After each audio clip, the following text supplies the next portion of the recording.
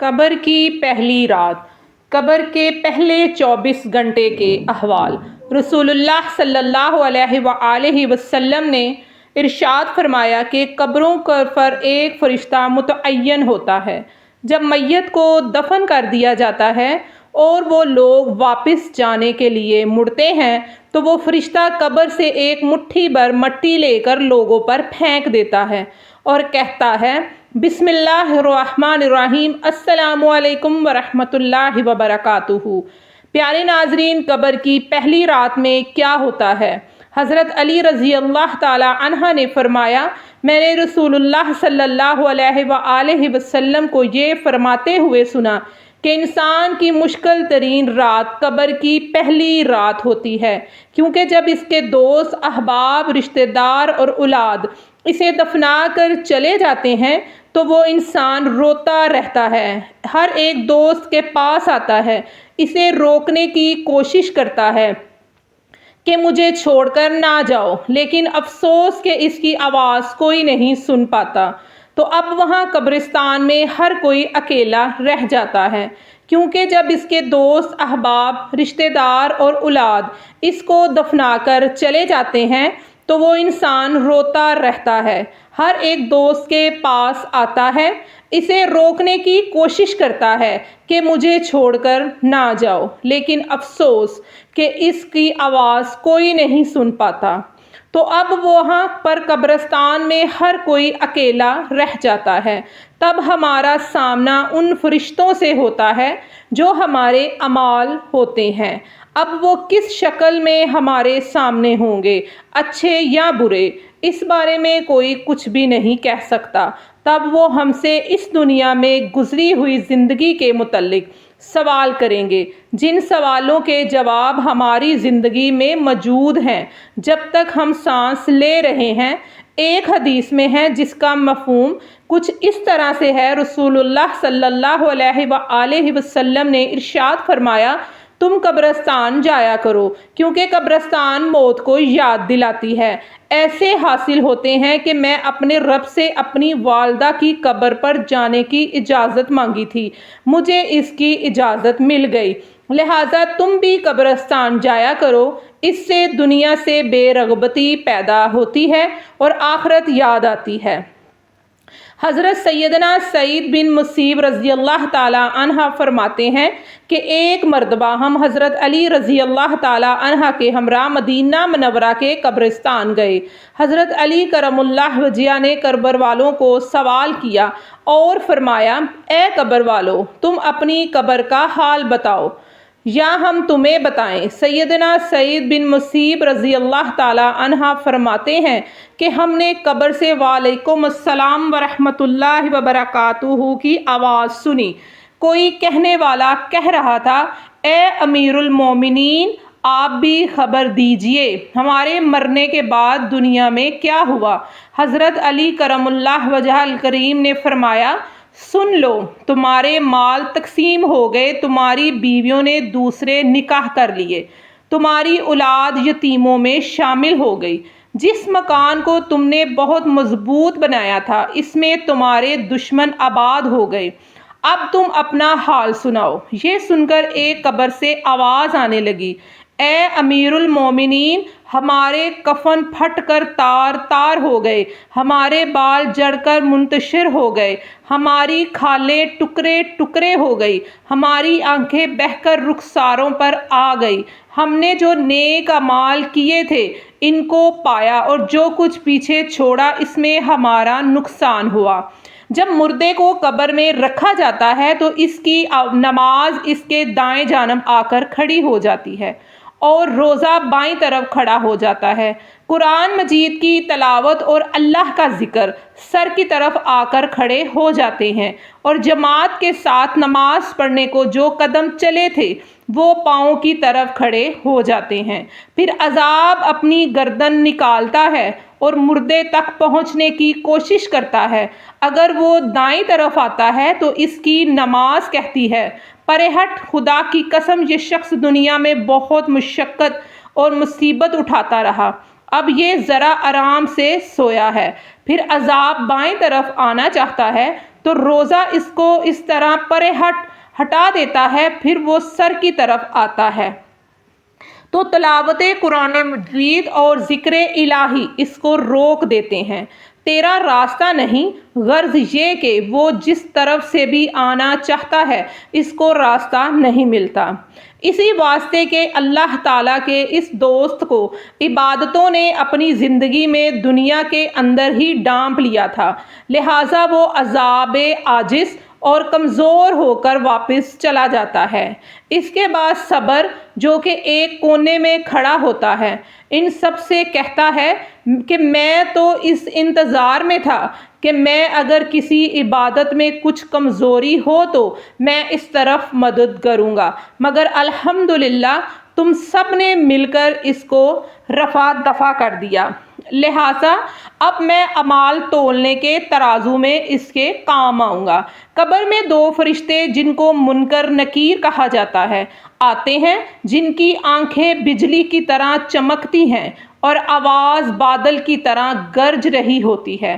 ان کے دانت گائے کے سینگوں کی طرح باہر نکلے ہوتے ہیں، ان کے منہ سے آگ کی لپٹیں نکلتی ہیں، بال اتنے بڑے ہوتے ہیں کہ پاؤں تک لٹکے ہوئے ہوتے ہیں، ان کے ایک کندھے سے دوسرے کندھے تک اتنا فاصلہ ہوتا ہے کہ کئی دن چل کر ختم ہو، مہربانی اور نرمی ان کے پاس سے بھی نہیں گزرتی۔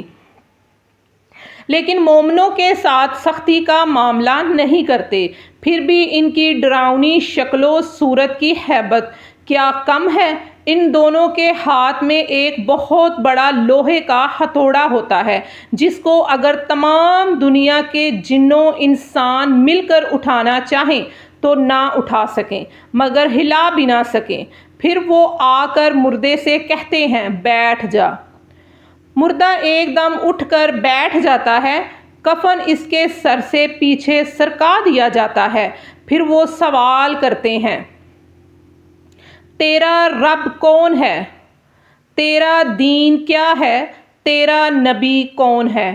اگر مردہ نیک ہوتا ہے تو کہتا ہے میرا رب اللہ ہے جو وحدہ لا شریک لہ ہے، میرا دین اسلام ہے، میرا نبی حضرت محمد صلی اللہ علیہ وآلہ وسلم ہے۔ یہ سن کر وہ دونوں کہتے ہیں سچ کہا تو نے، اس کی قبر کی دیواروں کو ہر طرف سے ہٹا دیا جاتا ہے جس سے وہ بہت وسیع ہو جاتی ہے۔ جب نافرمانی کرنے والا شخص قبر میں جاتا ہے تو اس کی قبر تنگ کر دی جاتی ہے، یہاں تک کہ اس کی پسلیاں ایک دوسرے میں چڑھ جاتی ہیں، استغفر اللہ، اس پر کالے سانپ مسلط کر دیے جاتے ہیں جو اس کے سر اور پاؤں سے کاٹنا شروع کر دیتے ہیں، یہاں تک کہ دونوں طرف کے سانپ درمیان میں آ کر مل جاتے ہیں۔ پھر اس کے پاس دو فرشتے منکر اور نکیر آتے ہیں اور وہ پوچھتے ہیں تیرا رب کون ہے؟ تیرا دین کیا ہے؟ تیرا نبی کون ہے؟ وہ ان سوالوں کا جواب نہیں دے پاتا اور کہتا ہے میں کچھ نہیں جانتا۔ پھر وہ زاروں قطار روتا ہے، چیخیں مارتا ہے، یہاں تک کہ قبروں میں چنگاریاں پھیل جاتی ہیں۔ اس کے بعد اس سے کہا جاتا ہے اوپر دیکھ۔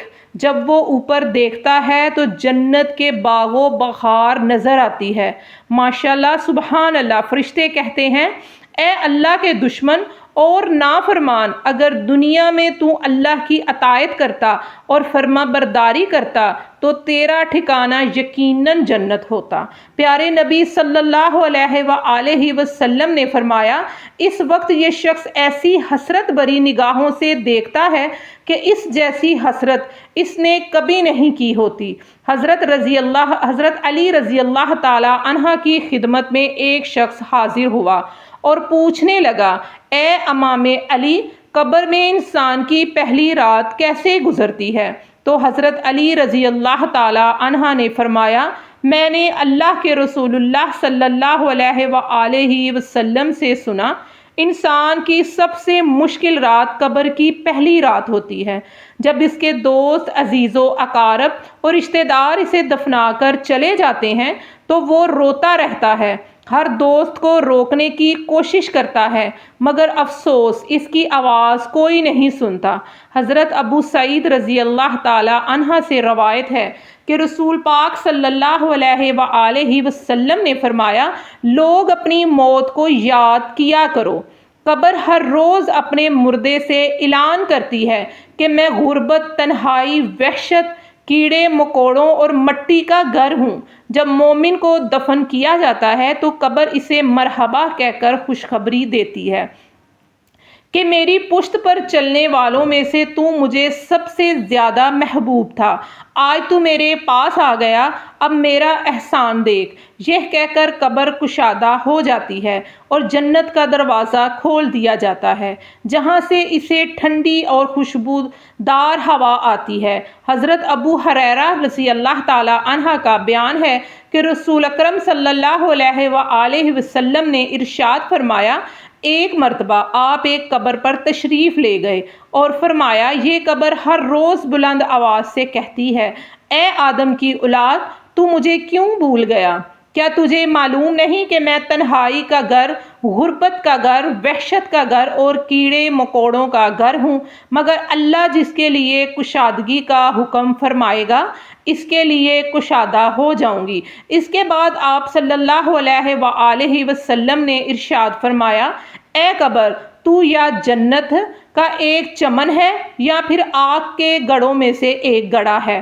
رسول پاک صلی اللہ علیہ وآلہ وسلم نے ارشاد فرمایا کہ مردہ جب قبر میں رکھا جاتا ہے تو قبر اسے کہتی ہے، اے ابن آدم، ہلاکت ہو تجھے، کس چیز نے تجھے مجھ سے دھوکے میں رکھا؟ کیا تجھے معلوم نہ تھا کہ میں کیڑے مکوڑوں کا گھر ہوں؟ تجھے کس چیز نے مجھ سے ڈرایا جبکہ تو میری پشت پر اکڑ کر چلتا تھا؟ اگر وہ مردہ نیک ہوگا تو جواب دینے والے کہیں گے، اے قبر، اس کے اعمال کو دیکھ، یہ نیکی اختیار کرتا تھا اور برائی سے دور رہتا تھا۔ یہ سن کر قبر کہتی ہے، بے شک یہ نیک تھا، اب میں اس کے لیے سرسبز ہو جاتی ہوں۔ مردے کا جسم اسی وقت منور ہو جاتا ہے اور اس کی روح اللہ تبارک و تعالیٰ کے طرف بھیج دی جاتی ہے۔ حضرت عبداللہ بن عبید رضی اللہ تعالی عنہ سے روایت ہے کہ رسول اللہ صلی اللہ علیہ وآلہ وسلم نے ارشاد فرمایا، مردہ جب قبر میں رکھا جاتا ہے تو اپنے جنازے میں آنے والوں کے گھروں کی آوازیں بھی سنتا ہے۔ بادامال مردے سے قبر کہتی ہے، تو نے میری تنگی، بدبو، کیڑے مکوڑوں، تاریکی، وحشت، تنہائی اور غم کو یاد نہ رکھا، اس لیے تو نے ان سے بچنے کی تیاری بھی نہ کی۔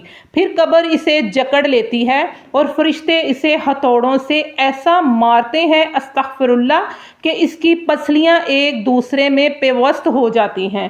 پھر وہ دوزخ کی ایک کھڑکی کھول دی جاتی ہے اور وہ مردہ قیامت تک اس عذاب میں مبتلا رہتا ہے۔ مرنے کے بعد ہر مردے کو صبح و شام اس کا ٹھکانہ دکھایا جاتا ہے۔ فرشتے جنتی کو جنت دکھا کر خوشخبری دیتے ہیں اور دوزخی کو دوزخ دکھا کر اس کی حسرت بڑھاتے ہیں۔ ایک حدیث مبارکہ کے مفہوم کے مطابق رسول اللہ صلی اللہ علیہ وآلہ وسلم نے ارشاد فرمایا، اللہ تعالیٰ کی طرف سے قبروں پر ایک فرشتہ مقرر ہے۔ جب میت کو دفن کیا جاتا ہے تو وہ قبر کی مٹی برابر کرتا ہے اور جب لوگ واپس لوٹنے لگتے ہیں تو قبر سے ایک مٹھی مٹی اٹھا کر ان پر پھینکتا ہے اور کہتا ہے، دنیا کی طرف تم واپس لوٹ جاؤ، اپنے مرنے والے کو ہمیشہ کے لیے بھول جاؤ۔ اللہ تبارک و تعالیٰ سے دعا ہے کہ ہم سب کو مرنے سے پہلے مرنے کی تیاری کی توفیق عطا فرمائے، اور جو مسلمان اس دنیا سے جا چکے ہیں ان کی اللہ تعالیٰ مغفرت فرمائے۔ اللہ تعالیٰ ہمیں نیک اعمال کرنے کی توفیق عطا فرمائے اور ہمارا خاتمہ ایمان پر فرمائے۔ آمین یا رب العالمین۔ اپنا بہت سا خیال رکھیں۔ اللہ